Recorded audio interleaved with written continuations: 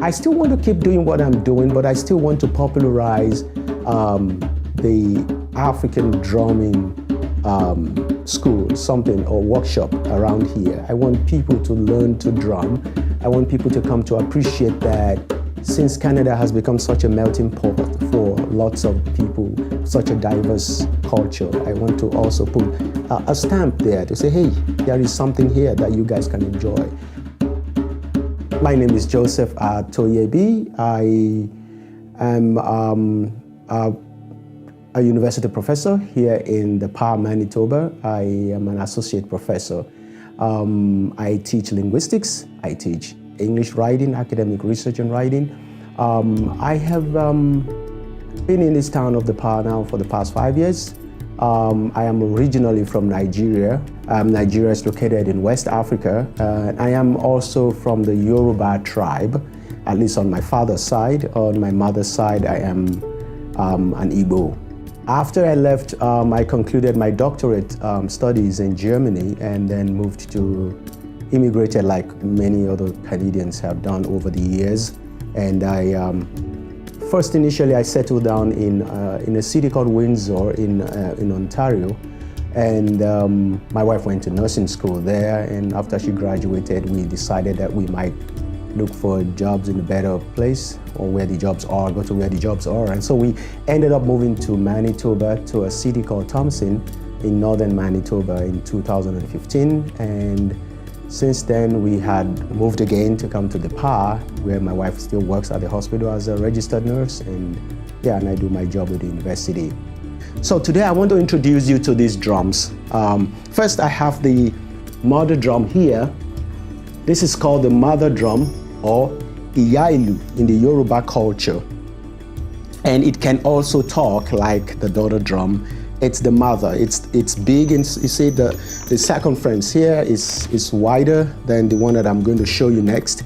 It's the mother drum. These drums are used for celebratory purpose.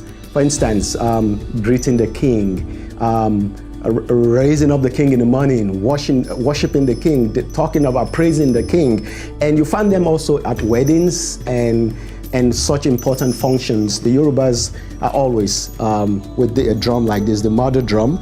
And also we have the daughter drum. I have two of them here actually, and I'll just pick up one of them and talk about it. So this is the talking drum. This is the gong. It comes, this is kind of like named. That's where the original name comes from, and others follow. This is the daughter drum that does most of the talking, you know.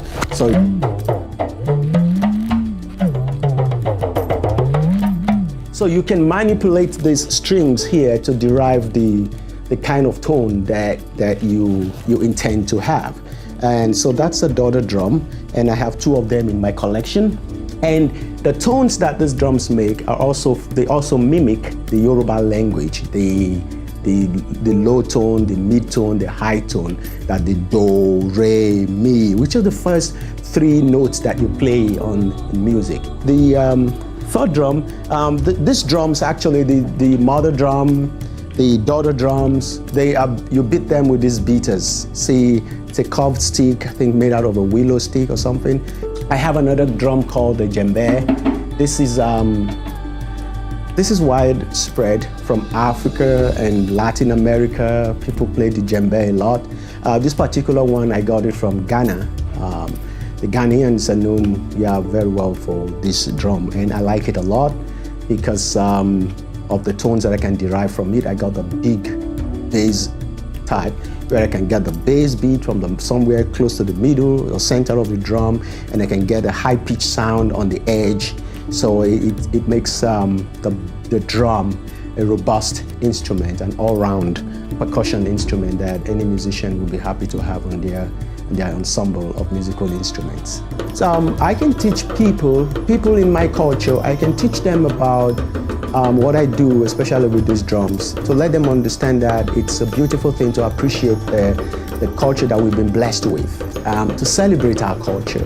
The Yoruba people who came up with these talking drums, they had never seen the four walls of a Western school.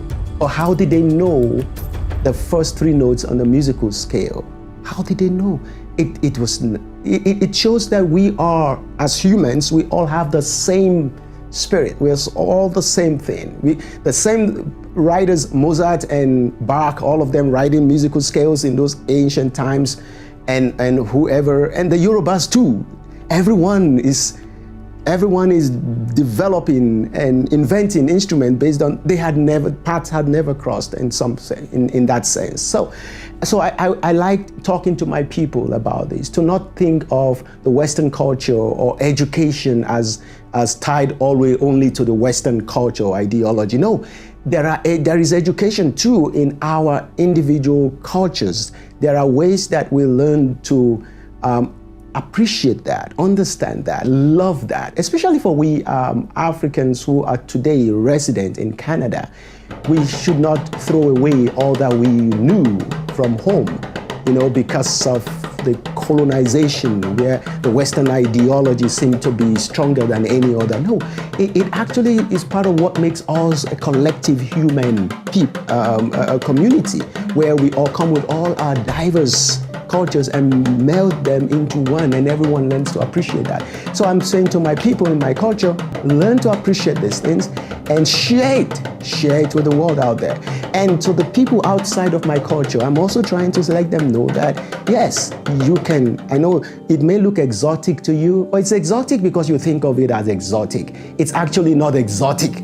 It's something that you can really look at, and it's still part of the human experience. Come and learn. That's why I had given a public workshop on the talking drum in the past, celebrating Black History Month, and I gave a whole month of lecture trying to tell people that, hey, music did not only got developed in the West, even somewhere in a remote corner of Africa, people already understand the basics of music, and it's natural, and we all should come and embrace that. The big thing that surprised people enough, that every time I play the talking drum, is they would say, really? How do you derive those tones? Because the talking drum, the Yoruba talking drum, is not a monotone instrument like most drums. Most other cultures have drums that are just monotone. This one is a monotone. No matter how much you do, you can only get one tone from it. It can tell you something else. But when you take the Yoruba talking drum, these lines, these strings here, I look at them as the keys on the piano. Because the more you as well as you manipulate it, you derive different tones. The Yoruba talking drum it's not just like this one tone. All right, so this is one tone, and I can begin to do this. You see how it's beginning to change. Can run it all the way to the top.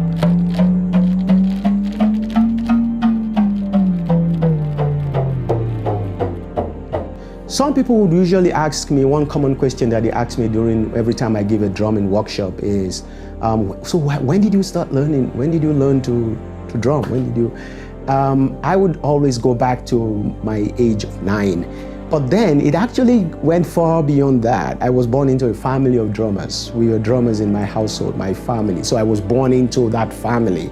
But of all my father's children, I am, apart from my elder brother who played some of this monotone sounding drum, I would say that I'm the one that really took up this culture, because I guess maybe part of my training in linguistics and all that. So at the age of 9, I started drumming. I started little by little, and I kept going, and I kept. The more I studied my culture, the more I fell more in love with it. As an immigrant in Canada, who have over the years now become a Canadian citizen, but the point also remains that there is always this transition. You live in what you were born into, a place, an environment into which you were born, then coming to a place like this. For instance, I was born and raised in the tropics. Like I always say to people who listen, I said, it's summer all year round, Yeah, of course, we have our Harmattan period, especially if you go up north to northern Nigeria. You have the Harmattan that feels a little bit cold, but dry wind coming from the Sahara Desert. But it's still nothing compared to what we have here, But I guess the part of the whole experience for me, was I had some form of an acclimatization or introduction to a temperate climate during my 4 years in Germany. And then from there, when I moved to Canada, it was just like not so much of a difference. However, when I moved to northern Manitoba, it was truly cold. Drumming, rhythm, it helps. It's good for exercise. It helps the body, helps people to move, helps people to just for one moment shut out the world outside and just reflect on their personality. Drumming does that. Beautiful rhythm. And I want to do that more for people. Get around, socialize, enjoy music.